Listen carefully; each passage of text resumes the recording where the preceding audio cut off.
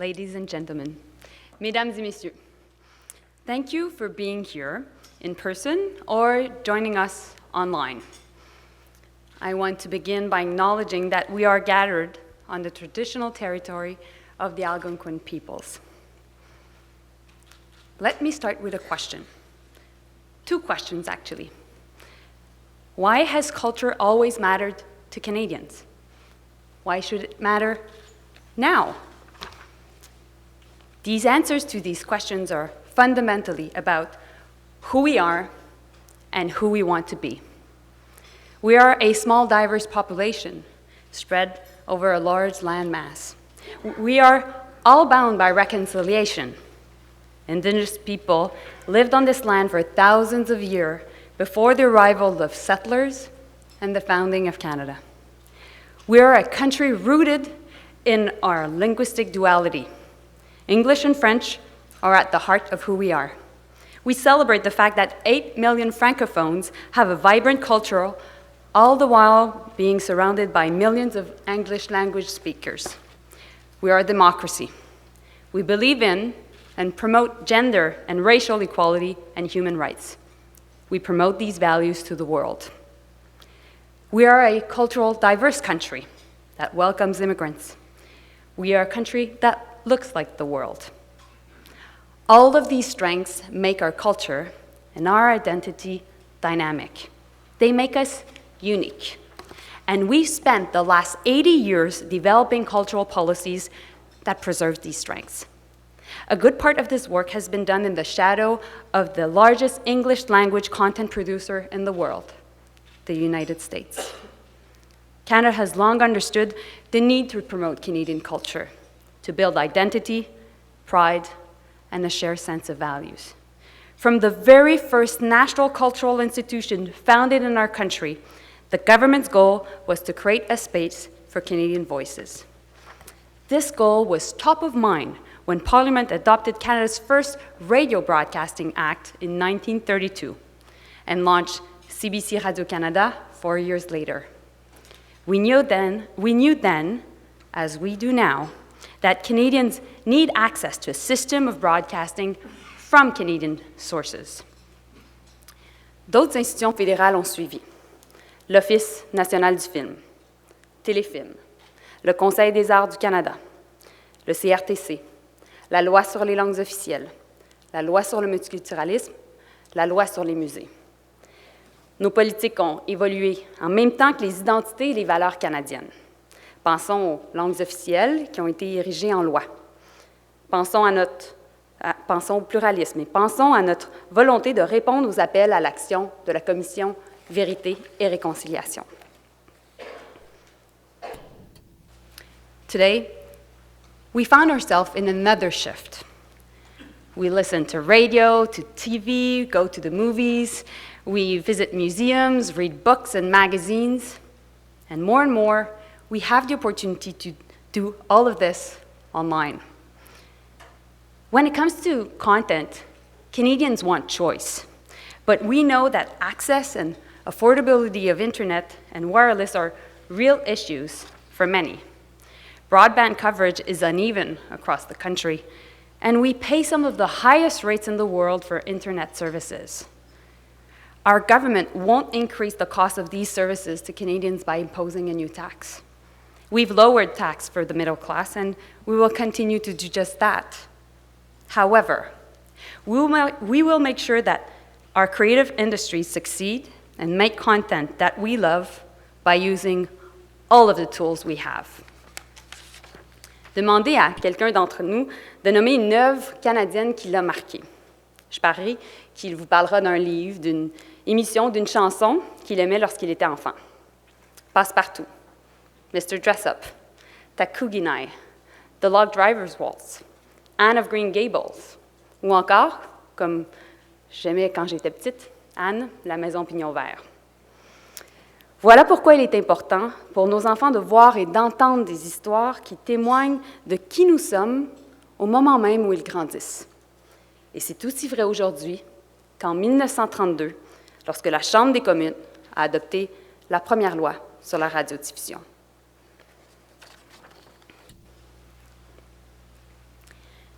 The arts and culture sector provides jobs for more than 630,000 people. It's a $54.6 billion industry. And there are thousands more working in new fields, like the 20,000 Canadians designing and composing for video games. These are the jobs of tomorrow. And not just in big cities. Northern Ontario has hosted 28 full-length productions in 2016. Shows such as CTV's Cardinal, Hallmark Flower Shop Mysteries, or Crave TV Letter Kenny employed 1,530 people. Our industries are doing well, but actually not just well, they're doing great. 2 Sundays ago, Montreal writer Louise Penny took over the #1 spot on the New York Times bestseller list for her book, Glass Houses. At the same time, young Canadian poet Ruby Kaur was 13. Remarkably, it was her 34th consecutive week on the bestseller list. That same night, Margaret Atwood, Lorne Michaels, and director Jean-Marc Vallée were each feted at the Amy's. And a few days earlier, it was announced that Donald Sutherland, our own Donald Sutherland, would be receiving an honorary Oscar. These are incredible, internationally recognized accomplishments. Still, I know that there's anxiety at home. Certaines industries créatives sont nées dans le numérique et d'autres ont adopté le virage. Elles créent de nouveaux emplois et pénètrent de nouveaux marchés. Nous en sommes fiers car elles sont des chefs de file dans le domaine de l'animation, des jeux vidéo ou encore de la post-production. Par contre, pour d'autres industries créatives, la transition est plus difficile. Pensons à la radiodiffusion et aux médias d'information. Aujourd'hui, Facebook, Netflix, Spotify et YouTube offrent directement du contenu aux Canadiens en marge du système réglementé que l'on connaît. Ce contenu est majoritairement produit en anglais, à l'extérieur du Canada, ce qui a des répercussions différentes sur notre marché francophone et sur notre marché anglophone. Toutes ces perturbations sont également vécues différemment selon qu'on habite dans une région urbaine ou en région rurale, là où la qualité d'Internet varie. Et nous devons tenir compte de ces réalités. Nous devons agir en conséquence. If we're complacent, this new wave of information can drown down our own content, our French language television and film, Indigenous music, or multicultural programming. This worries me. It worries our creators, and it worries Canadians. Because we care about Canadian content. We are fiercely proud of our stories and our talent. And we will continue to champion the internet as a progressive force and an open space without barriers. As a government, we stand by the principle of net neutrality. But at the same time, we're fierce advocates of cultural diversity. We are champions for our creative industries. We must find a new way, a Canadian way, to support our content creators, ensure they can compete, and to create a space for them in markets and platforms at home and around the world.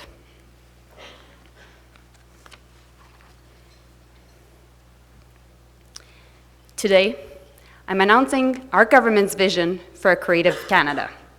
Aujourd'hui, j'annonce la vision de notre gouvernement pour un Canada créatif. Creative Canada sets a policy direction for our program, legislation, and portfolio agencies for the coming years. And it includes new initiatives and new funding to get us there. In our vision, Canada is a world leader in the quality of its creative industries, with creators empowered to make great content that stands out at home and around the world. And that Canada is a pioneer in ensuring that there's a space online for a diversity of voices at home and abroad, including Canadian content in French and English, multicultural, and Indigenous expression. This is our vision. It is ambitious. It should be. Canada créatif repose sur 3 piliers. investir dans nos créateurs et leurs récits, promouvoir la découvrabilité et la distribution du contenu canadien à l'échelle nationale et internationale, et troisièmement, renforcer la radiodiffusion publique et soutenir les nouvelles locales. I'll talk about each of them. First, investing in our creators.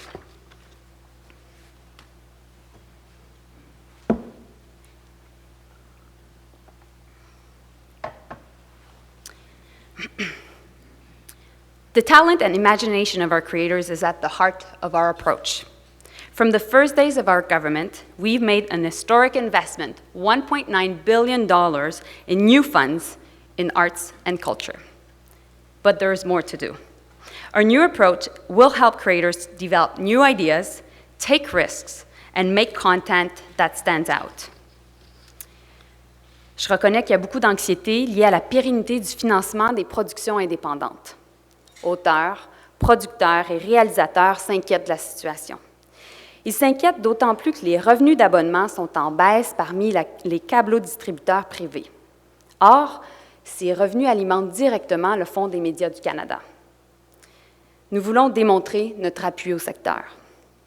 Aujourd'hui, j'annonce que dès 2018, le gouvernement va accroître sa contribution pour maintenir le niveau de financement du Fonds des médias du Canada et pour pouvoir régler cette question.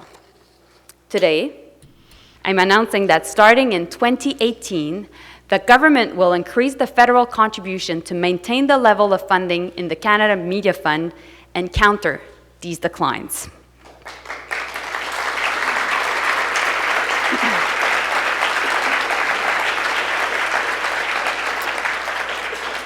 L'an dernier, le Fonds des médias représentait plus de 28 000 emplois dans le secteur pour des émissions comme 19-2, Kim's Convenience, Orphan Black, Unité 9 et Mohawk Girls.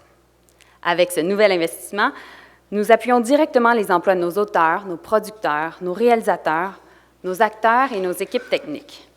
So, whether your job depends on building a set, catering for a crew, or standing in front of the cameras, we want to make sure you know we believe in the strength of our production sector and its importance to our communities. This increase in funding will allow us to see what the next few years bring in the industry and to work together to develop a model that will be viable over the long term. Great productions rely on great stories and the talent and time needed to develop them. Creators and producers across the country told me that we need to do more to support great stories at their roots. I heard how hard it is to get scene money to get a script or even a pitch off the ground. That's why we'll also work with the CMF to explore how to enhance early stage development such as script writing.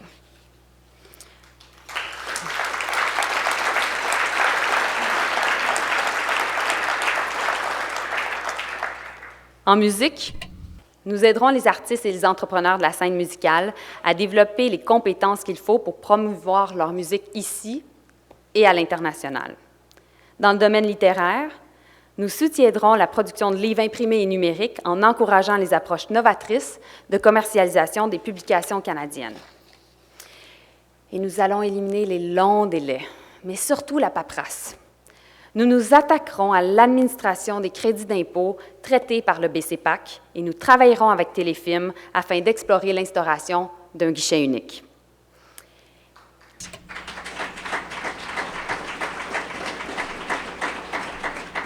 In all our programs, we'll continue to make sure that they support work that reflects Canada in all its diversity, including Indigenous-led production, work in both of our official languages, and work that represents our multicultural fabric.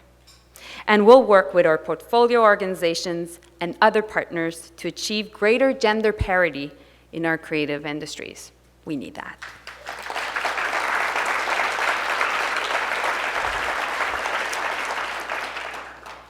In the tech sector, entrepreneurs benefit from a startup culture to nurture new ideas. They have incubators where they can grow their businesses. We need the same networks to grow our creative industries.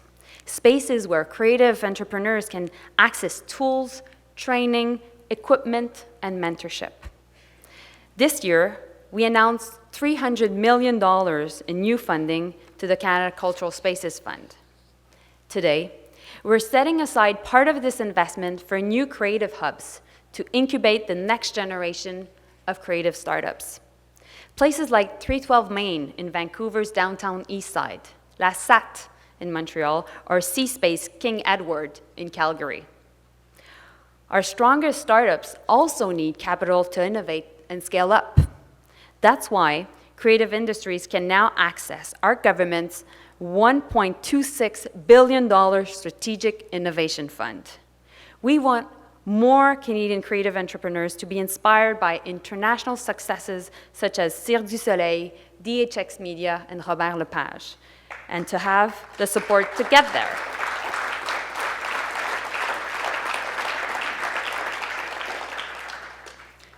Investir dans nos créateurs, c'est aussi veiller à ce qu'ils soient rémunérés de façon équitable.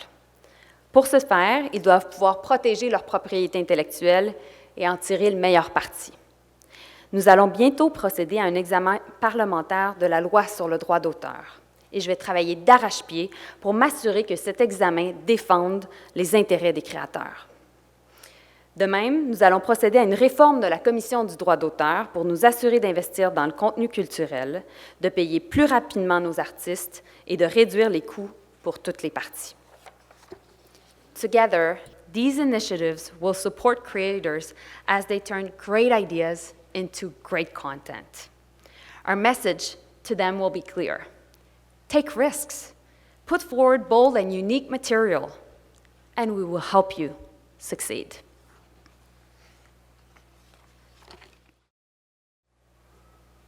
Once we've got great content, our next challenge is to make sure it finds its audience in Canada and around the world. There are three main parts to the challenge of distribution.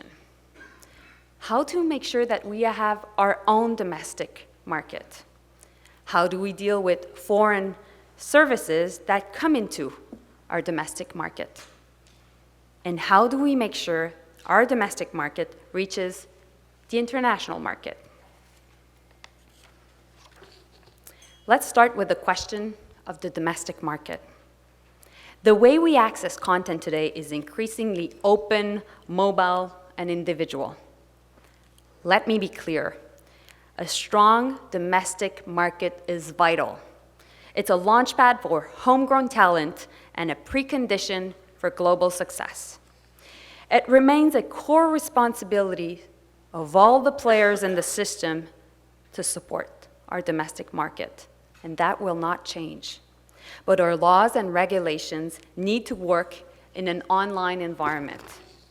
That's why, after nearly 30 years, it's time to review the Broadcasting Act.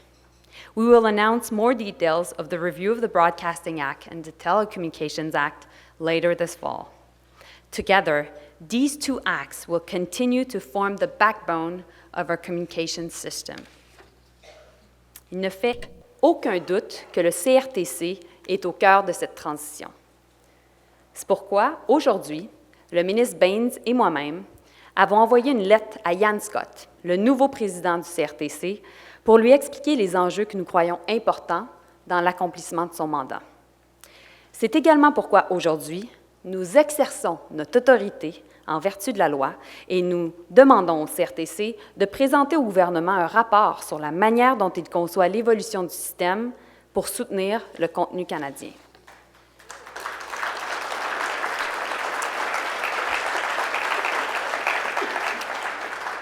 Nous lui demandons de se pencher sur de nouveaux modèles qui appuieront la création et la distribution d'émissions d'information et de divertissement canadiennes, et ce, dans les 2 langues officielles. Nous attendrons impatiemment le rapport du CRTC au cours des prochains mois, car il éclairera notre travail législatif qui est si important. On the second question of foreign platforms in our markets, what is their role? What obligations do they have to Canadians? Our goal is clear. As a government, we have a core responsibility to continue to protect and promote our stories and our culture. We want to make sure these platforms work for Canadians and understand the importance of being a strong partner to support Canadian content. As many of these platforms become producers themselves, it becomes even more important to ensure that there is a diversity of voices, Canadian voices, on their streaming platforms. J'ai déjà commencé à rencontrer les grandes plateformes pour créer des liens et les inviter à la table de discussion. Nous voulons qu'elles contribuent à l'atteinte de nos objectifs, appuyer la création et la découvrabilité de contenus canadiens. I'm pushing for commitments that benefit our industries. Today, I'm announcing the first of these agreements on behalf of the Government of Canada and Netflix. Under this agreement, Netflix will create Netflix Canada, a permanent film and television production presence here in Canada, the first time that the company has done so outside the United States. And building on the strong track record of investing in shows like Anne and Elias Greats with the CBC, Travelers with Showcase, and Frontier with Discovery, they have agreed to invest a minimum of $500 million in original productions in Canada in both official languages over the next 5 years.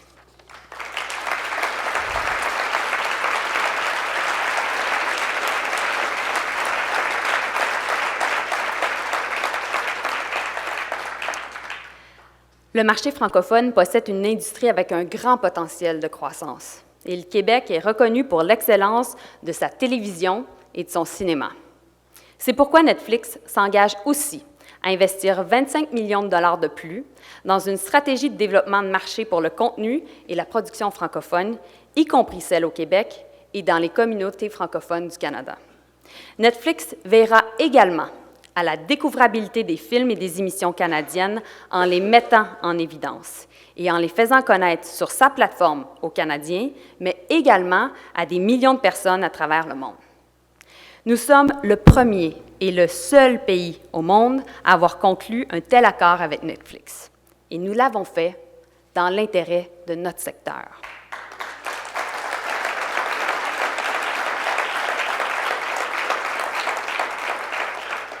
These partnerships will allow our creators and producers to make top-shelf, high-quality content that competes with the best in the world. That is what is possible, this is what we expect, and this is the type of commitment we will work to achieve with other platforms as well, so that our creators and industries remain strong, valued, and ultimately Canadian. Maintenant, la troisième. Comment s'assurer que notre contenu accède à d'autres marchés? Les entrepreneurs créatifs doivent plus que jamais se tourner vers les marchés mondiaux pour demeurer concurrentiels, générer des revenus et créer des emplois. Nous avons travaillé en ce sens dès notre arrivée au pouvoir.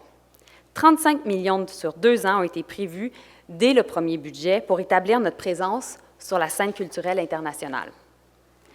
L'une des premières choses que nous avons faites est être présents sur le terrain. Nous avons maintenant de nouveaux diplomates qui aideront nos industries créatives à se faire connaître à l'étranger. Ces experts locaux les aideront à percer des marchés clés pour leur croissance. Nous avons aussi investi pour que le Canada participe aux grandes foires commerciales internationales et à d'autres événements importants. Parce que c'est là où on tisse des liens, parce que c'est aussi là où on conclut des marchés. Cet été, le Canada a été le partenaire officiel de Gamescom à Cologne, en Allemagne. En 2020, le Canada sera à l'honneur à la Foire du livre de Francfort. Et les retombées seront importantes tant pour l'industrie du livre que pour d'autres secteurs créatifs. This work must continue, and this work must continue and grow. How will we do this? We will launch the first federal cultural trade mission in Canada's history. We'll support taking our best creators and companies to major foreign markets to make deals and build business-to-business relationships. We will expand and modernize our international co-production treaties to grow production budgets and attract new financing partners. And we will establish a Creative Industries Council co-chaired with the Minister of Innovation, Science and Development. To grow the sector, the different industries need to talk to one another. This group of experts, drawn from across the creative industries, will work on concrete strategies to open up new markets and coordinate Canada's international presence and Canada's brand. To support this work, as part of our Creative Canada vision, today we are announcing a new investment of $125 million over 5 years to support Canada's first creative export strategy.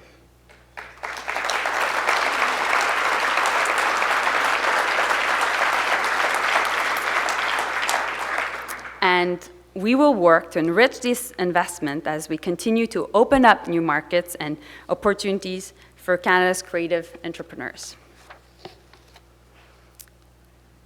We've been leading an international conversation on how can we ensure that a free and open internet supports a diversity of voices and national content. I've said we believe the internet is a progressive force, but all players, government, internet companies, and civil society have a role to play to give this meaning.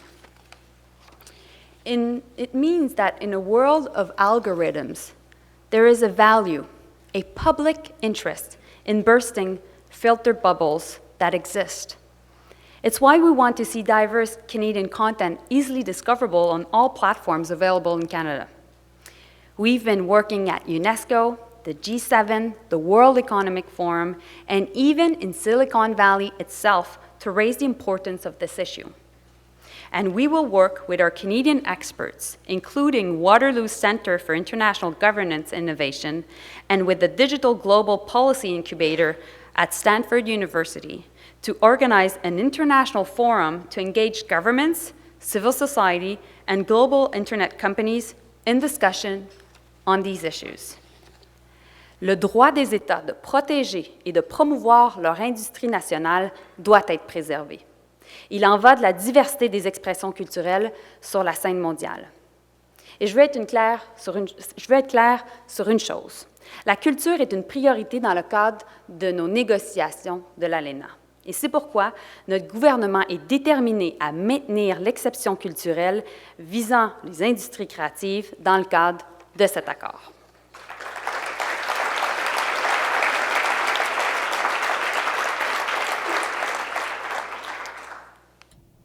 There is no place to be more concerned about filter bubbles and the vital need for local information than in the news sector. During our consultations and through the hard work of the Parliamentary Standing Committee on Heritage, I heard firsthand the importance of local news and information. In some communities, public broadcasting on radio or over-the-air TV is an essential source of local coverage. For others, it's their local newspapers, which could be online, like All Nova Scotia, a source for local and business news in the Atlantic region. Mais il n'y a pas de solution facile pour faire face aux difficultés de ce secteur. La responsabilité de trouver des réponses à ces enjeux est l'affaire de tous, les gouvernements, le secteur privé et la société civile. Notre approche sera guidée par les deux principes suivants. Premièrement, une démocratie saine dépend d'un contenu journalistique fiable. Deuxièmement, les mesures prises par le gouvernement doivent respecter l'indépendance des médias. Our approach will not be to bail out industry models that are no longer viable. Rather, we will focus our efforts on supporting innovation, experimentation, and transition to digital. There's no one-size-fits-all approach. We have to foster experimentation and continue to take into account regional and linguistic differences. A few minutes ago, I talked about our expectations of platforms that create and share cultural content. We expect them to contribute to our goals. We expect internet companies that aggregate and share news to do the same. We've asked Facebook to do more. Today, I'm pleased to announce that they will partner with Ryerson's Digital Media Zone and the Ryerson School of Journalism to create a first digital news incubator, which of course it's the first of its kind in Canada.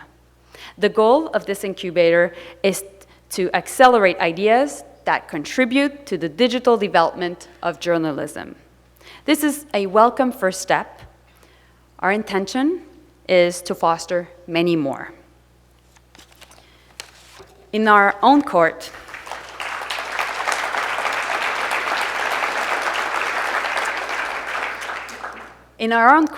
we have the Canada Periodical Fund.